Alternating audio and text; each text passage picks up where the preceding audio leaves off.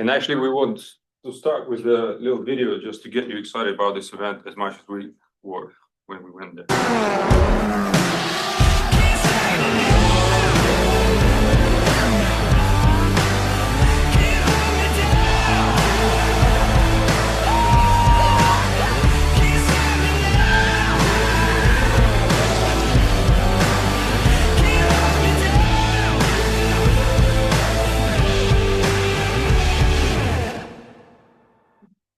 That was fast, wasn't it? Yeah, I'd say furious. But there are three things that I want you to take away from that video and want to draw your attention to. You might have noticed that in the video as well. That makes this event absolutely unique from event point of view, from the sport point of view, and from FIA point of view. First of all, who noticed there were some flags and the country names? Because the drivers, they actually race for the nation. They don't race for a constructor or for the car manufacturer or for the sponsor, which means that FIA's main stakeholder is actually national federations or their members. Second thing, how many different cars did we see there? We saw rally, we saw karting, and we saw e-sport, right? And that's what's unique about this event, because it brings the real infrastructure and virtual together. The first thing that might have been a bit difficult to come across to see in the video is the fact that there are participants as young as 8 years old that mix with the professional and amateur drivers, which shows a demonstration effect for them to see the pathway through the sport, which makes this event a different proposition. So what the project is about?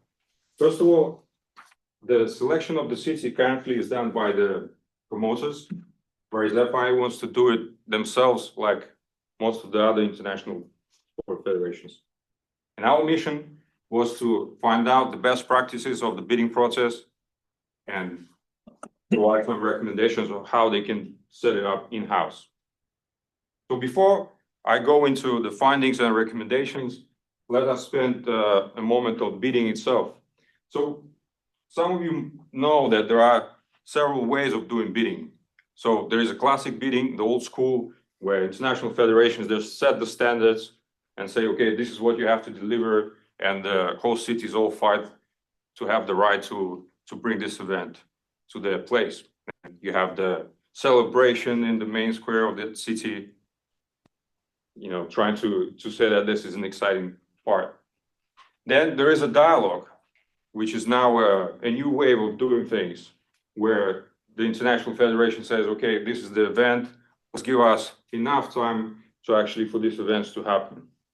And then the most common one, which starts to work for most of the federation these days, is the hybrid model, where the federation has an event and they say, okay, let's talk about the event, let's make sure that we have legally binding distribution of responsibilities, that everyone knows what we're doing, and we communicate throughout this process. So there are some big numbers on this slide and big words, but I want you to focus on just a little print there, the bid book, or sometimes called bid guide. We found that it's a very important document that international federations nowadays and the rights holders alike prepare, which demonstrates and showcases the event to the whole city. It's like a promotional document outlining the benefits, monetary benefits, and the benefits from sustainability and legacy. So knowing all of this, the motorsport specifics, the game aspects, the bidding aspects, how did we go about finding out our recommendations? So first we went through a lot of documentations, we put that together and tried to find out the common thread throughout the documentations and bidding processes in the different federations and the events. Then we also went and interviewed the main people that are involved in the bidding process to find out what's perhaps unwritten rules, or perhaps what's worked for them, what doesn't, and how the process has been evolving. So let's look at the findings. So when we benchmarked event bidding processes in the sporting industry, across 50 different parameters, four main things showed up for us. Let's go through these in more detail, starting off with the first, that being timeline. In our findings, most international federations start the bid process around 4 years before the actual event, which leaves ample time for the hosting entity to actually prepare their proposal, but also afterwards their guide. Then around 2 years before the event, the final bid gets actually submitted, which also leaves ample time for the hosting entity to operationally prepare for this event as well. Site visits are generally kept relatively short and efficient in order to not waste time as well. Overall, this leads to a predictable and clear cycle and avoids time wasting on all sides.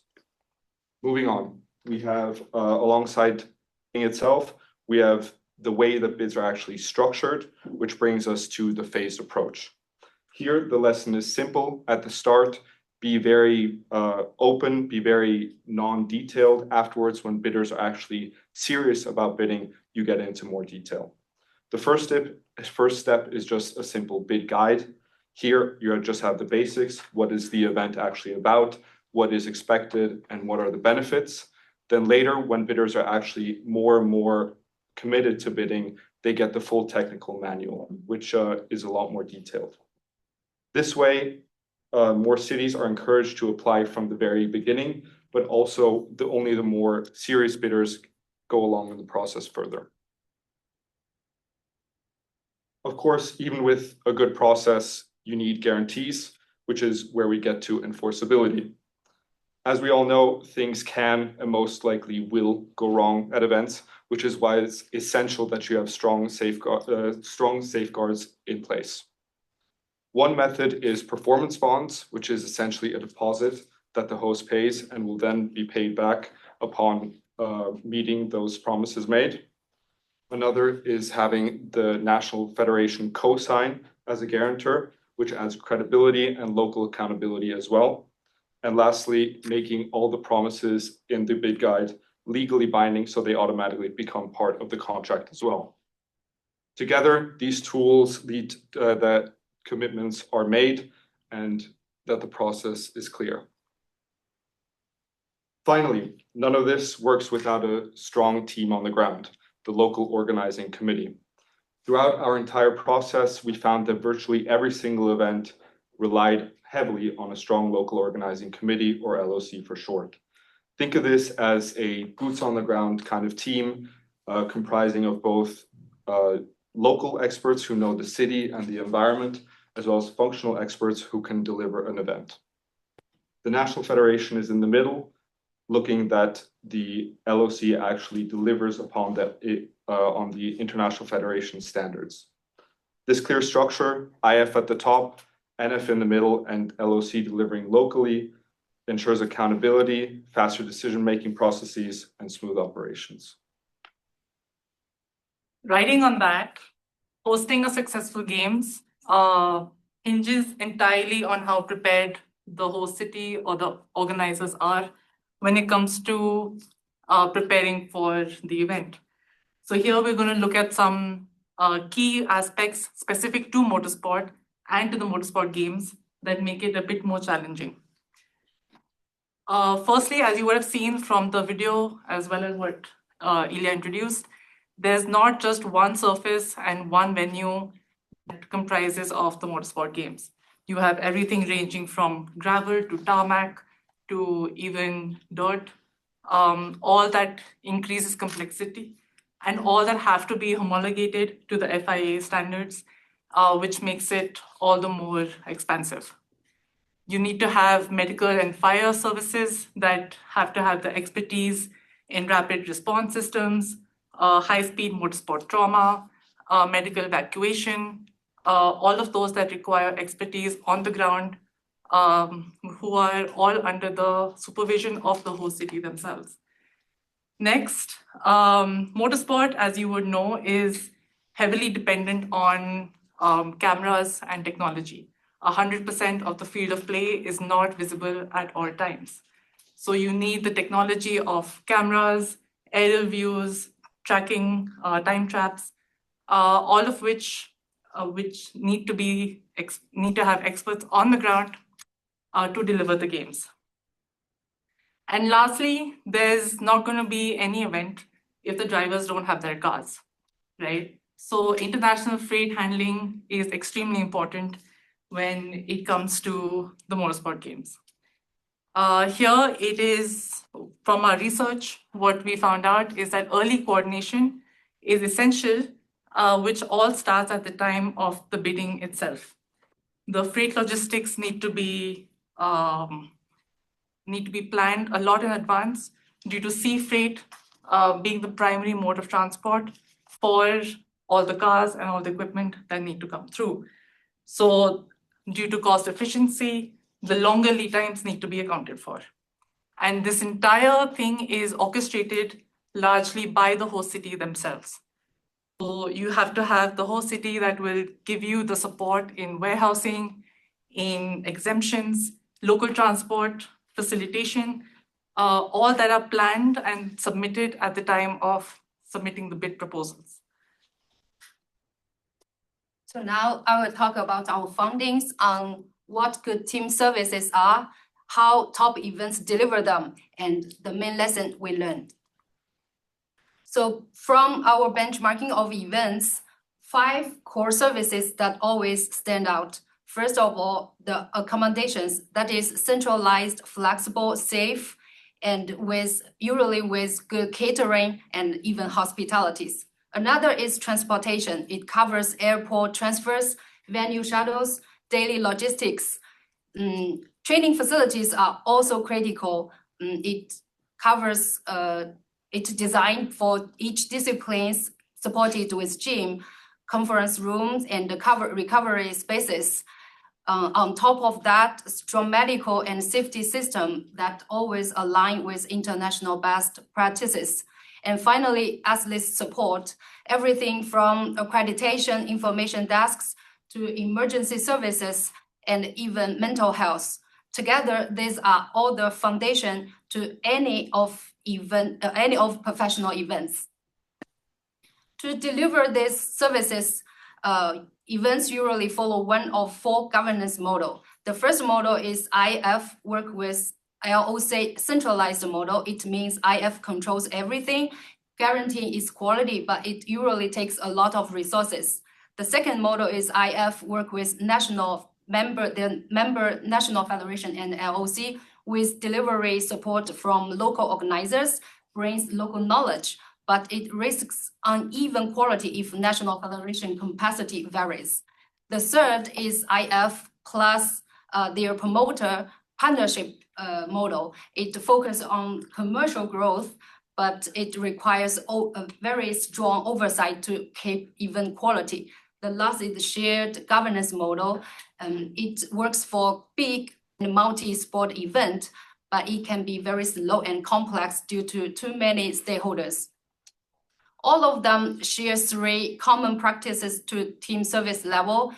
They kept centralized coordination at the IF level to ensure consistency. They set very clear service standard in bidding documents and contracts, and they made decisions putting athletes and teams at the heart of process.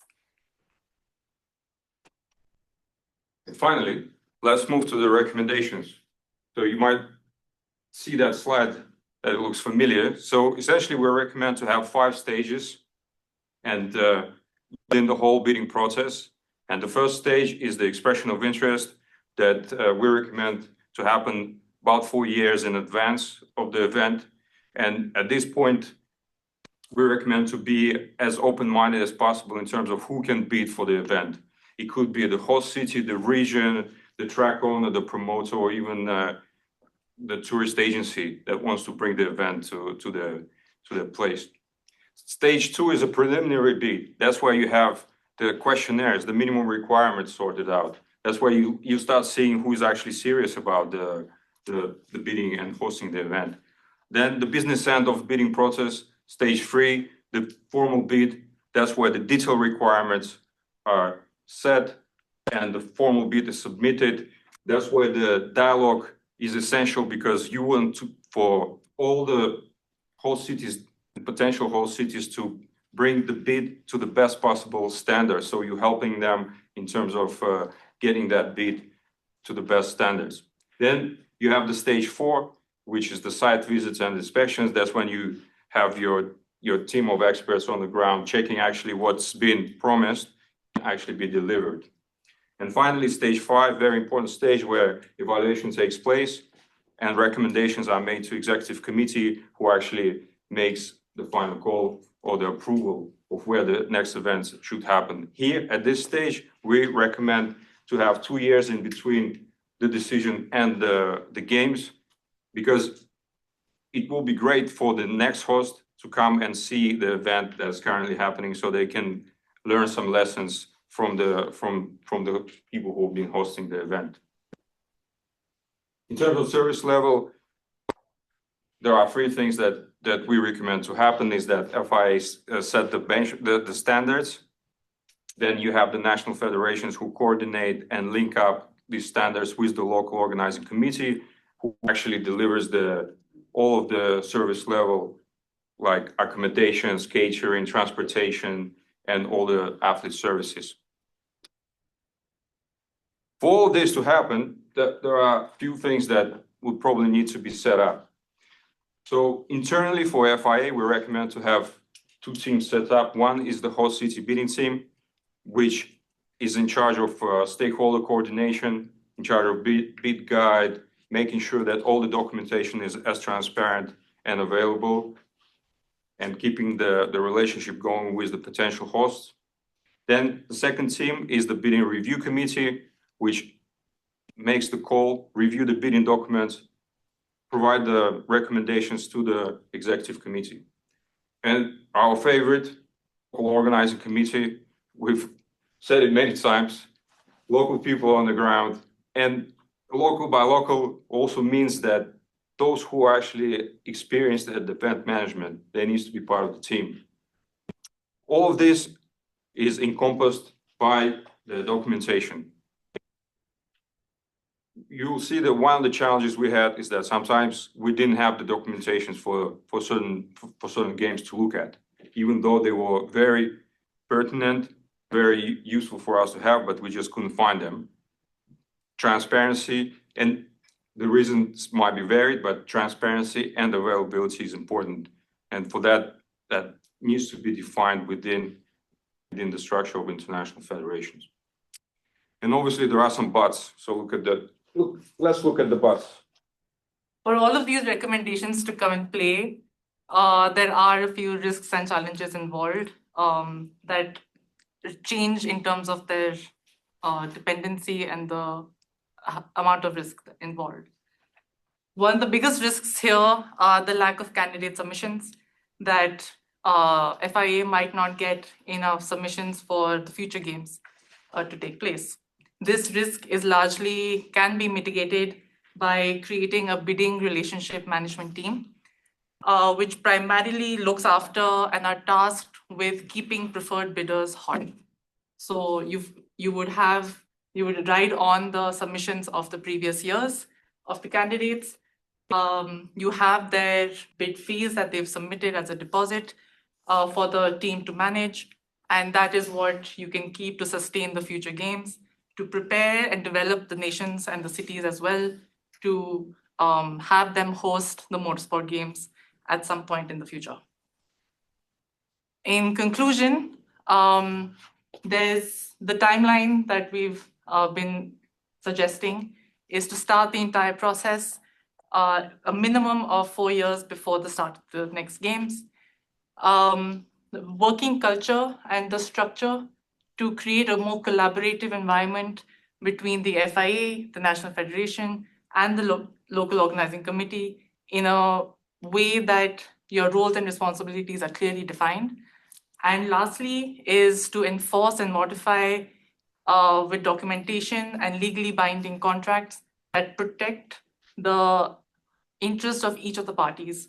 So each of the stakeholders would have their responsibilities and roles defined, and that would help you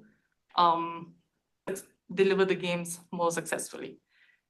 So we hope, with all that said, that the FIA and the Motorsport Games will continue on for the years to come. Thank you.